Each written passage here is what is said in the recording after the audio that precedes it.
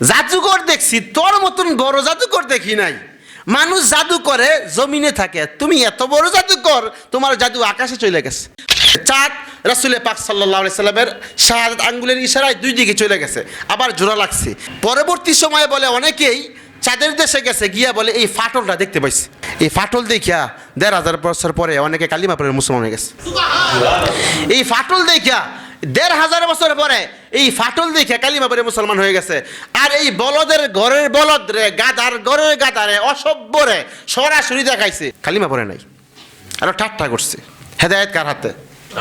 ইন্নাকা লা তাহদি মান আহবাবতা ওয়ালাকিন্নাল্লাহা ইয়াহদি মাইয়াশা। আবু জাহেল রাসূলে পাক সাল্লাল্লাহু আলাইহি সাল্লামকে বলছিল, বাতিজা তুমি যদি চাঁদটাকে দুই টুকরা করে আমাকে দেখাইতে পারো, আমি কালিমা পড়ে মুসলমান হয়ে যাব। ইকতারাবাতিস সাআতু ওয়ান শাক্কাল কমার। নবীজি খালি শাহাদাত আঙ্গুল দিয়া চাঁদকে এমনি ইশারা করছেন। রাসূলে পাক সাল্লাল্লাহু আলাইহি সাল্লাম এই শাহাদাত আঙ্গুল দিয়ে চাঁদকে ইশারা করেছেন, তাৎক্ষণিক চাঁদ দুই টুকরা হয়ে দুই দিকে চলে গেছে। আবু জাহেল কি বলল, বাতিজা রে জাদুকর দেখছি, তোর মতন বড় জাদুকর দেখি নাই। মানুষ জাদু করে জমিনে থাকে, তুমি এত বড় জাদুকর, তোমার জাদু আকাশে চলে গেছে। কপাল পোড়া না। চাঁদ রাসূলে পাক সাল্লাল্লাহু আলাইহি সাল্লামের শাহাদাত আঙ্গুলের ইশারায় দুই দিকে চলে গেছে, আবার জোড়া লাগছে।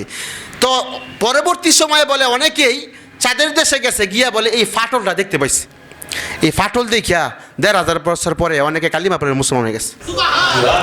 এই ফাটল দেখিয়া ১৫০০ বছর পরে এই ফাটল দেখে কালিমা পড়ে মুসলমান হয়ে গেছে।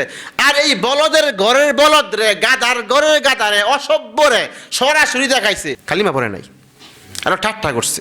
হেদায়েত কার হাতে? ইন্নাকা লা তাহদি মান আহবাবতা ওয়ালাকিন্নাল্লাহা ইয়াহদি মাইয়াশা। যাকে ইচ্ছা তাকে হেদায়েত দান করে।